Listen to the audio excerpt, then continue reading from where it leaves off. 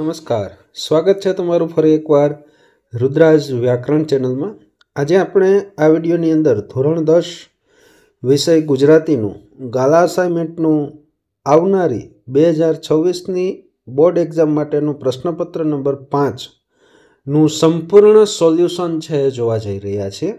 વિડીયોની શરૂઆત કરીએ તે પહેલાં આપ આ ચેનલની અંદર નવા હોય, ચેનલને હજી સુધી સબસ્ક્રાઈબ ન કરી હોય તો જરૂરથી ચેનલને સબસ્ક્રાઈબ કરો, વિડીયોને લાઇક કરો, કમેન્ટ કરો અને તમારા મિત્રો સાથે શેર કરવાનું ભૂલશો નહીં। તો જોઈએ ધોરણ 10 વિષય ગુજરાતી 2026ની બોર્ડ એક્ઝામ માટેનું ગાલા અસાઇનમેન્ટનું પેપર નંબર 5।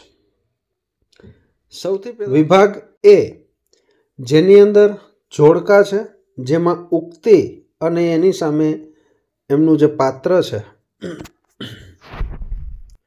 એ લખવાનું છે। બહુ આનંદ થયો તને આમ ખડતલ થયેલી જોઈને, તો આ જે ઉક્તિ છે એ બોલે છે નરેન। ત્યારબાદ છે આ બે છોકરાએ ભલે ભેગા મરી જતા, જે બોલે છે રાજુ। હાવકારના પોયરાને આપદા નહીં પડવી જોઈએ, આ વાક્ય છે એ જીવલો બોલે છે। ખમા બાપ ઢેલ તારો ગણ જિંદગી લગી શ્યાં ભૂલાશે, આ વાક્ય છે એ પટલાણી બોલે છે। ત્યારબાદ કૌંસમાં આપેલા વિકલ્પમાંથી યોગ્ય વિકલ્પ પસંદ કરીને ખાલી જગ્યા પૂરવાની છે।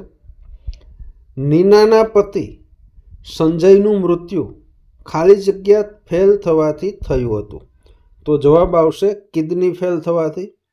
ત્યારબાદ પ્રશ્ન નંબર 6, છત્રી પાઠ ખાલી જગ્યા મૂળ કૃતિમાંથી લેવામાં આવ્યો છે, જેનો જવાબ આવશે ઓમ હાસ્યમ। ત્યારબાદ જન્મોત્સવ નવલિકામાંથી ગરીબ અને લાચાર સમાજનો ખાલી જગ્યા જીવન ખાલી જગ્યા પ્રગટ થાય છે, તો અહીંયા જવાબ આવશે વિરોધ પ્રગટ થાય છે, સંઘર્ષ પ્રગટ થાય છે। ત્યારબાદ 8મી ખાલી જગ્યા છે મનુષ્ય દેહ ખાલી જગ્યા જેવો છે, તો અહીંયા દેહનું પૂછ્યું છે, તો દેહ છે એ કેવો છે, છાસ જેવો। ત્યારબાદ એક વાક્યની અંદર જવાબ આપવાના છે। શાના માનમાં આદિવાસીઓ ફટાકડા ફોડતા હતા, જેનો જવાબ છે મરણના માનમાં। ત્યારબાદ કાળું જગતમાં સૌથી ખરાબ બાબત શાને ગણે છે, તો જવાબ આવશે ભીખને।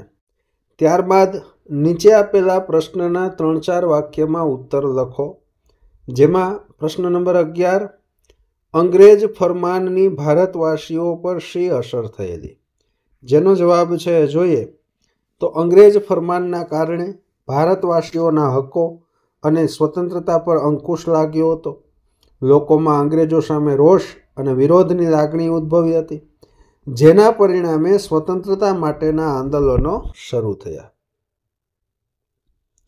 ત્યારબાદ છે પ્રશ્ન નંબર 12, જીવલાના પુત્ર ગોવિંદનો બાહ્ય દેખાવ કેવો હતો, તો એનો જવાબ તેના શરીરે એક ફાટેલું અને ગંદુ પહેરણ હતું, તેની આંખો ઊંડે ઉતરી ગયેલી હતી, જે કુપોષણ અને થાક સૂચવતી હતી, તેનું શરીર પાતળું અને નબળું હતું, જે અપૂરતા ખોરાકના કારણે હતું, અને તેના વાળ વિખરાયેલા અને મેલા હતા।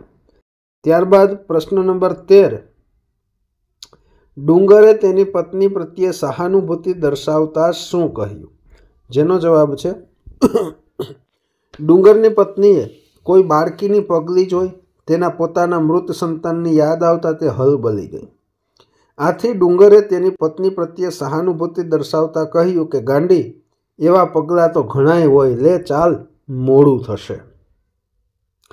ત્યારબાદ છે નીચેના પ્રશ્નોના 8-10 વાક્યમાં મુદ્દાસર ઉત્તર લખો, જેમાં પ્રશ્ન નંબર 14, આહવાની વન સંપદાના મનોહર રૂપનું વર્ણન કરો, જેનો જવાબ છે પવનની સાથે ઘૂમરાઈને ઉપર વહી આવતા રંગ, ગંધ, અવાજના વિવિધ રૂપની ઊંડા શ્વાસ લેવાથી સમગ્ર અસ્તિત્વમાં અનુભૂતિ થાય છે।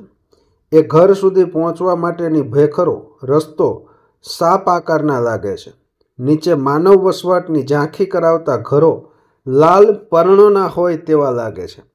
પવનની લાકડી ફરે અને આ દ્રશ્ય શ્રાવ્ય પરિવર્તન થતું રહે.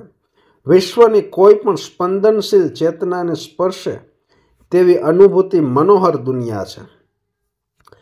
થોડા સમય પહેલા પડેલા વરસાદે આ રંગભૂમિના વાતાવરણને જ બદલી નાખ્યું છે.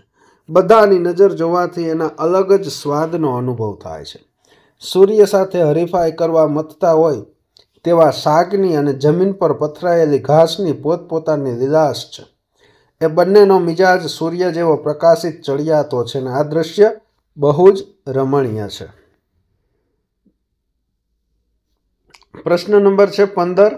છત્રી ન ખોવાય એ માટે લેખકને કેવી કેવી સલાહો મળી હતી? જેનો જવાબ છે છત્રી ન ખોવાય એ માટે લેખકને આ સલાહો મળી હતી. લેખકે ગળામાં માળાની જેમ મોટી દોરી રાખવી, એ દોરી સાથે છત્રીને બાંધી દેવી, છત્રી ખુલી શકે એટલી મોટી દોરી રાખવી, વરસાદમાં ભીની થયેલી છત્રીથી શર્ટ ભીનું ન થાય એ માટે ઉપરના ભાગને ઓછાળ વીંટી રાખવો. લેખકે છત્રી સાચવવા પોતાની સાથે ફરે એવો પગારદાર માણસ રાખવો. કેટલાક લોકો બહાર જવાનું હોય તેટલા વખત પૂરતો ડ્રાઈવર રાખે છે, તેમ તેઓ આવો 2-3 કલાક પૂરતો પગારદાર માણસ રાખી શકે. તેમણે ચાતુર્માસ દરમિયાન ઘરે જ રહેવું, એકટાણા કરવા અને પ્રભુ ભજન કર્યા કરવું. આથી છત્રી ખરીદવી જ ન પડે એટલે છત્રી ખોવાવાનો પ્રશ્ન જ ના રહે. તેમણે છત્રી ઉપર પોતાનું નામ સરનામું લખાવવું, જેથી કોઈને જડે તો પોસ્ટકાર્ડ લખીને તેમને જાણ કરી શકે. ત્યારબાદ પ્રશ્ન નંબર 16. માનવ અને પ્રાણીની પરસ્પરની પ્રીત ઘોડીની સ્વામી ભક્તિ પાઠના આધારે વર્ણવો. જેનો જવાબ છે ઘોડીની સ્વામી ભક્તિ પાઠ માનવ અને પ્રાણી વચ્ચેના નિસ્વાર્થ પ્રેમ અને વફાદારીના અતૂટ બંધનને દર્શાવે છે. આ પાઠમાં ઘોડી તેના માલિક પ્રત્યે અસાધારણ ભક્તિ અને પ્રેમ દર્શાવે છે. જ્યારે તેનો માલિક મુશ્કેલીમાં મુકાય છે ત્યારે ઘોડી પોતાનો જીવ જોખમમાં મૂકીને પણ તેને બચાવવા માટે પ્રયત્ન કરે છે.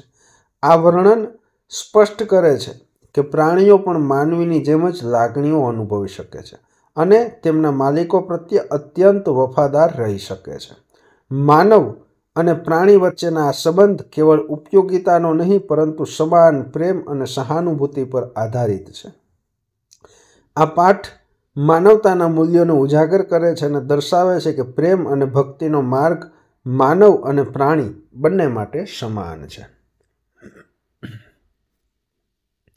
ત્યારબાદ વિભાગ બી, જેની અંદર પ્રથમ છે જોડકા, જેમાં છે સાહિત્યકાર અને સાહિત્ય કૃતિ. જેમાં પેલું 17મો પ્રશ્ન નરસિંહ મહેતા, તો એની જે કૃતિ છે એનું નામ છે વૈષ્ણવજન. વિનોદ જોશી, જેનું હું એવો ગુજરાતી. સંકલિત, જેમાં આવશે ચાંદલિયો, કારણ કે લોકગીત છે એટલે એના કોઈ કર્તા છે એ કર્તા દર્શાવેલા નથી, અજ્ઞાત હોય છે. ત્યારબાદ બરકત વિરાણી બેફામ, જેની સામે આવશે સફળતા જિંદગીની. અને ત્યારબાદ યોગ્ય વિકલ્પ પસંદ કરી અને ખાલી જગ્યા પૂરવાની છે. શીલવંત સાધુ એટલે તો ખાલી જગ્યામાં આવશે ચારિત્ર્યવાન સાધુ. 22મી ખાલી જગ્યા પાતાળમાં ખાલી જગ્યા પર થાય છે, તો એમાં આવશે હરિવર. 23મી ખાલી જગ્યા છે વેચાઈ ગયું ઢોર જેમ તલખે ખાલી જગ્યા છોડ્યું ધણ, તો અહીંયા આવશે કોઢાર. કોઢાર એટલે ઢોરને બાંધવા માટેનું જે ઢાર્યું છે અને ત્યાં એને ઘાસચારો આપવા માટે થઈ અને જે વ્યવસ્થા ઊભી કરી હોય એને કહેવાય કોઢાર. ત્યારબાદ વહેણના પાણીને ખાલી જગ્યા ઝીલે છે, તો એમાં આવશે સાગર. ત્યારબાદ છે આપેલા પ્રશ્નોના એક એક વાક્યમાં ઉત્તર લખો. જેમાં ભારવેલો અગ્નિ એટલે શું? જેનો જવાબ થશે ભારવેલો અગ્નિ એટલે રાખ નીચે સંઘરેલો અગ્નિ. ત્યારબાદ 26મો પ્રશ્ન સગી નણંદના વીરા સાથે કાવ્ય નાયિકાનો કયો સંબંધ છે? તો અહીંયા સગી નણંદના વીરા એટલે કે કાવ્ય નાયિકાના પતિ. ત્યારબાદ 3-4 વાક્યમાં ઉત્તર લખવાના છે। કવિ આપણી વ્યથામાંથી કેવી રીતે રસ્તો કાઢવાનું કહે છે? જેનો જવાબ છે કે કવિ આપણી વ્યથામાંથી એવી રીતે રસ્તો કાઢવાનું કહે છે તો કે કવિ આપણી વ્યથાને જાણી તેને દૂર કરવામાં કે મદદરૂપ થવામાં કોઈને રસ હોતો નથી। એ અંગે કોઈને ફરિયાદ ન કરવી, એટલે કે વ્યથામાંથી બહાર નીકળવાનો માર્ગ આપણે જ શોધવાનો હોય છે। એ માટેનો સાચો માર્ગ એ છે કે આપણે વ્યથાને એકલા હાથે જ સહન કરવી જોઈએ। ત્યારબાદ 28મો પ્રશ્ન, યમુનાના જળમાં કોનું તેજ રેલાઈ રહ્યું છે? તો એનો જવાબ છે જોઈએ કે કૃષ્ણનો અને યમુનાનો નાતો જાણીતો છે। કવિ કહે છે કે યમુનાના જળમાં હરિવર સંતાયા છે। પાતાળે સંતાયેલા હરિવર તેજ જળની સપાટી પર રેલાઈ રહ્યા છે। ત્યારબાદ છે કવિના મતે કોના દર્શન કરવાથી 71 પેઢી તરી જવાય છે? એનો જવાબ, કવિના મતે જેના અંતરમાં દ્રઢ વૈરાગ્ય હોય, જેનામાં લોભ કે છળ કપટ ન હોય, જેમણે કામ ક્રોધ પર વિજય પ્રાપ્ત કર્યો હોય, જે મોહમાયાથી પર હોય અને જેનું ચિત્ત હંમેશા રામના નામની ધૂનમાં લીન હોય, તેવા તીર્થ સ્વરૂપ વૈષ્ણવજનના દર્શન કરવાથી 71 પેઢી તરી જવાય છે। ત્યારબાદ છે નીચે આપેલા પ્રશ્નોના 8-10 વાક્યમાં મુદ્દાસર ઉત્તર લખો। જેની અંદર પ્રશ્ન નંબર 30, હું એવો ગુજરાતી કાવ્યમાં કવિ પોતે ગુજરાતી હોવાનું ગૌરવ કયા કયા કારણોસર અનુભવે છે? જેનો જવાબ છે જોઈએ કે હું એવો ગુજરાતી કાવ્યમાં કવિ પોતે ગુજરાતી હોવાનું ગૌરવ આ કારણોસર અનુભવે છે।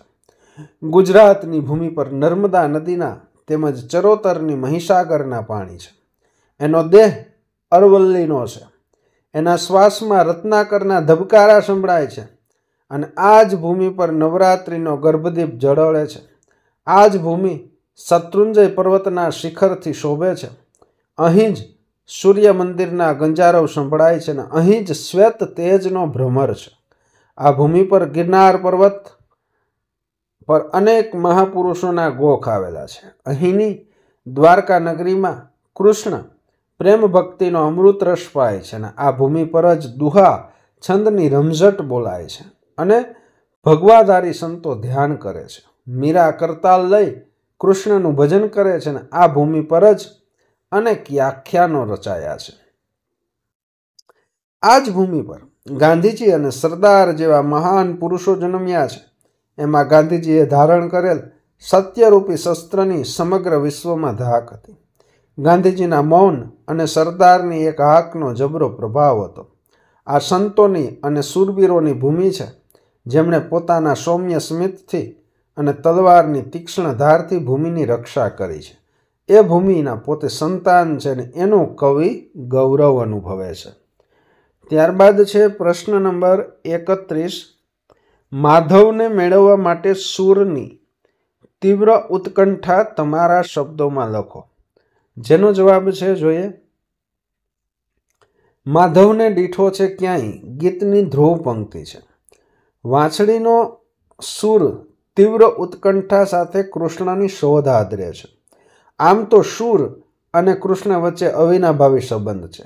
સૂરની માધવ માટેની શોધની તીવ્ર ઉત્કંઠાને લઈ એ બાલકૃષ્ણ સાથે સંકળાયેલા તમામ સજીવ નિર્જીવ તત્વો પાસે જઈને પ્રશ્ન પૂછે છે કે કોઈએ માધવ દીઠો છે ક્યાંય? પ્રશ્ન પૂછવામાં વ્યાકુળતા છે। કૃષ્ણ ક્યાંકથી તો મળી જ જશે એવી શ્રદ્ધા છે। ધૂળ કે જે કૃષ્ણની ચરણરજથી પવિત્ર થયેલી છે અને સૌથી પહેલા એને પૂછે છે। ધૂળ પાસેથી કશો જવાબ મળતો નથી। ત્યાંથી આગળ યમુનાના વહેણને પૂછે છે, પણ યમુનાના વહેણ મૂંગા જોઈ અને રાધાની આંખને ઉદાસ જોઈ હતાશ થઈ જાય છે। ત્યાં પણ કૃષ્ણ નથી। સાંજના સમયે પવનની ઠંડી લહેરખી સૂરના દિલને વ્યાકુળ કરી દે છે। તે પણ કૃષ્ણ વિરહમાં ઉદાસ હતી। સાંજનો ઉદાસ હતો। સૂરની વિહવળતા વધી ગઈ। સૂરને હવે થાય છે કે ભલે કૃષ્ણ ના મળે, એમનું મોરપીછ મળી જાય તો એ કૃષ્ણ મળ્યા બરાબર જ છે. આકાશનો ચંદ્ર પણ વિહવળ એવા સૂરને શ્યામ ભાસે છે.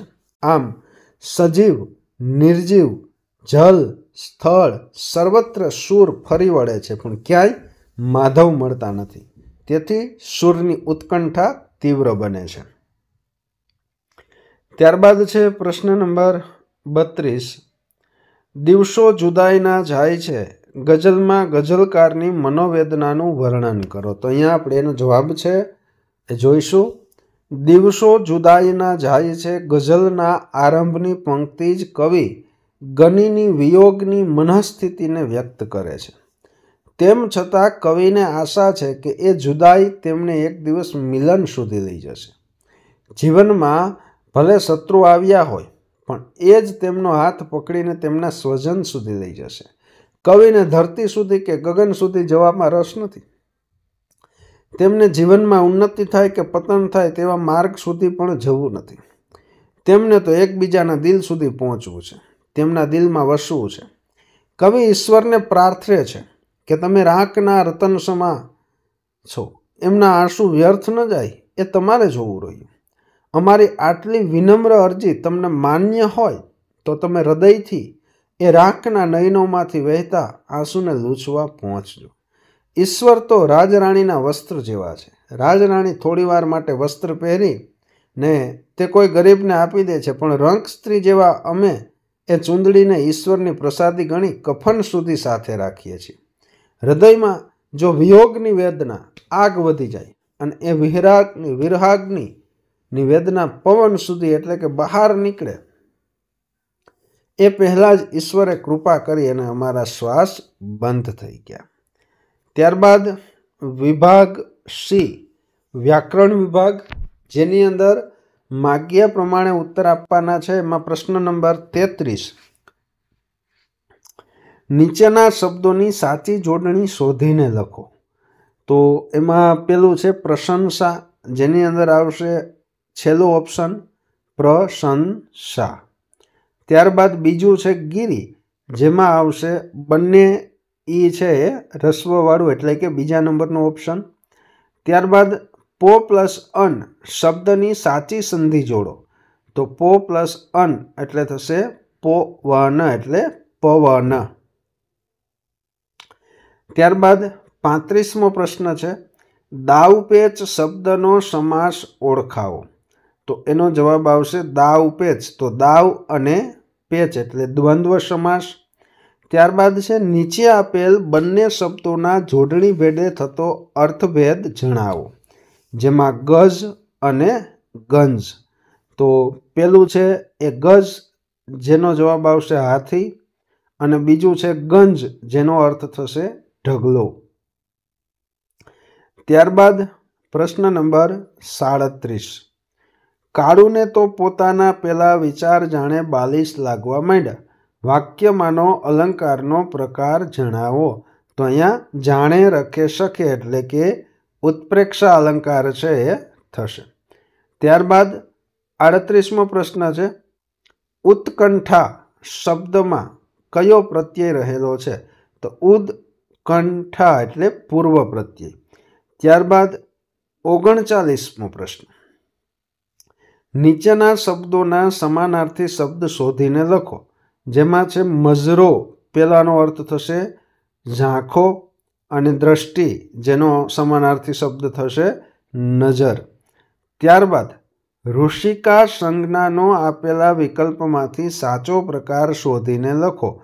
ઋષિકા એટલે અહીંયા નામ છે, તો એના માટે આવશે વ્યક્તિવાચક સંજ્ઞા. ત્યારબાદ પ્રશ્ન નંબર 41, જેની અંદર પૂછ્યું છે કે નીચેના રૂઢિપ્રયોગનો અર્થ જણાવો. રૂઢિપ્રયોગ છે તુરિયાનો તાર જાગી ઉઠવો. તો એનો અર્થ થશે સમજણ શક્તિનો ઉદય થવો. ત્યારબાદ 42મો પ્રશ્ન નીચે આપેલ કહેવતનો અર્થ લખો. બાવાના બેય બગડ્યા, જેનો અર્થ થશે બંને બાજુથી નુકસાન થવું. ત્યારબાદ 43મો પ્રશ્ન નીચેના શબ્દ સમૂહ માટે એક શબ્દ લખો મહેમાનોની મહેમાનગતિ કરનાર, તો એમાં જવાબ આવશે યજમાન. ત્યારબાદ પ્રશ્ન નંબર 44, શબ્દનો વિરોધી શબ્દ લખવાનો છે. સુગંધ, તો એનો વિરોધી શબ્દ થશે દુર્ગંધ. ત્યારબાદ છે 45મો પ્રશ્ન, કર્મણી વાક્યમાં ફેરવવાનું છે. હું તો ભૂતકાળ બાદ કરીને જીવતો હતો, તો એનો જવાબ થશે મારાથી તો ભૂતકાળ બાદ કરીને જીવાતું હતું. ત્યારબાદ પ્રશ્ન નંબર 46, નીચેના તળપદા શબ્દનું શિષ્ટ રૂપ લખો. વાળું, તો વાળુંનું શિષ્ટ રૂપ થશે સાંજનું ભોજન. ત્યારબાદ નીચેના વાક્યમાંથી વિશેષણ શોધી તેનો પ્રકાર લખો. જેમાં છે રીસાળ શિશુને બોલાવતી બા હતી, તો વિશેષણ થશે રીસાળ અને પ્રકાર થશે ગુણવાચક વિશેષણ. ત્યારબાદ પ્રશ્ન નંબર 38, જેની અંદર છે ક્રિયા વિશેષણ શોધી અને એનો પ્રકાર લખવાનો છે. વૈભવ એકાએક રડવા લાગ્યો, તો અહીંયા ક્રિયા વિશેષણ બનશે એકાએક, અને કેવી રીતે પ્રકાર, તો કે રીતિવાચક ક્રિયા વિશેષણ. ત્યારબાદ છે પ્રશ્ન નંબર 49, મોરપીંછ શબ્દના ધ્વનિ ઘટકો એટલે કે સ્વર અને વ્યંજન છૂટા પાડો, તો એની અંદર જવાબ આવશે મ પ્લસ ઓ પ્લસ ર પ્લસ અ પ્લસ પ પ્લસ ઈ પ્લસ ચ પ્લસ છ પ્લસ અ. ત્યારબાદ પ્રશ્ન નંબર 50, નીચેના વાક્યનું પ્રેરક વાક્યમાં રૂપાંતર કરો.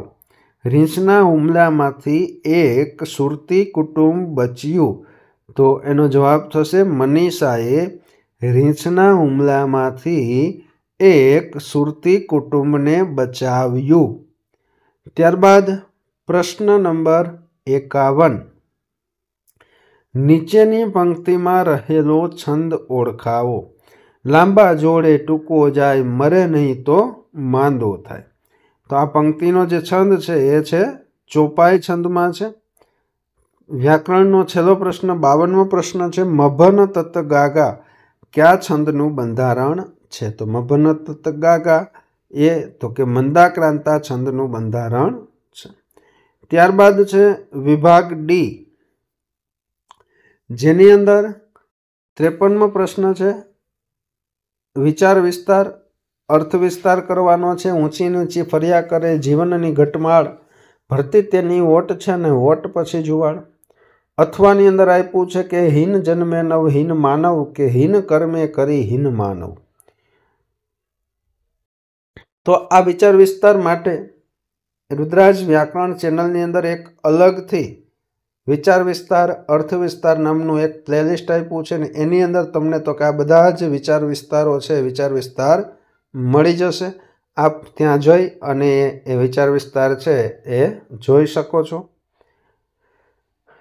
ત્યારબાદ છે પ્રશ્ન નંબર 54, તમારી શાળામાં એસએસસીના વિદ્યાર્થીઓનો વિદાય આપવા યોજાયેલા પ્રસંગને આલેખતો અહેવાલ આશરે 100 શબ્દમાં તૈયાર કરો. તો આ અહેવાલ લેખન માટે પણ ચેનલની અંદર અહેવાલ લેખન નામનું એક અલગથી પ્લેલિસ્ટ આપ્યું છે ને એમાં પણ ઘણા બધા અહેવાલો છે. અહેવાલો વિડીયો સ્વરૂપે અને પીડીએફ સ્વરૂપે પણ આપેલા છે, તો આપ ત્યાંથી એ મેળવી જોઈ શકો છો. ત્યારબાદ પ્રશ્ન નંબર 55, સંક્ષેપીકરણ. કોઈ પણ પેરેગ્રાફ છે એનું સંક્ષેપીકરણ માત્ર 2 મિનિટમાં કેવી રીતે કરવું એ માટેનો એક સરસ મજાનો વિડીયો છે. વિડીયો આપને આ ચેનલમાં મળી જશે. આપ એ વિડીયો જોઈ અને સંક્ષેપીકરણ સહેલાઈથી કરતા શીખી જશો. ત્યારબાદ પ્રશ્ન નંબર 56 છે, જેની અંદર નિબંધ લેખન છે અને નિબંધના મુદ્દા છે રાષ્ટ્રીય એકતા અને અખંડિતતા, સિદ્ધિ તેને જયવરે જે પરસેવે નહાય અને પ્રાર્થના જીવનનું બળ. તો આ દરેક નિબંધ ચેનલના ગુજરાતી નિબંધ લેખન નામનું જે પ્લેલિસ્ટ છે એ પ્લેલિસ્ટમાં આપને 80 થી 90 નિબંધ છે નિબંધ મળી જશે અને જેમાં તમારા દરેક નિબંધ છે નિબંધનું સોલ્યુશન નિબંધનું લખાણ છે એ સારી રીતે ખૂબ જ સુંદર નિબંધ છે નિબંધ તમને ત્યાં મળશે તો આપ ત્યાંથી જઈ અને જોઈ શકો છો। અહીં આપણે પેપર નંબર 4 છે એને પૂર્ણ કર્યું, પેપર નંબર 5 ને પૂર્ણ કર્યું। જો આપને આ વિડીયો પસંદ પડ્યો હોય તો વિડીયોને ચોક્કસથી લાઈક કરો, કમેન્ટ કરો અને તમારા મિત્રને શેર કરો। ચેનલને હજી સુધી સબસ્ક્રાઈબ ન કરી હોય તો ચેનલને સબસ્ક્રાઈબ કરવાનું ભૂલશો નહીં। ફરી મળીશું એક નવા વિડીયો સાથે। ત્યાં સુધી અસ્તુ, જય હિન્દ, વંદે માતરમ।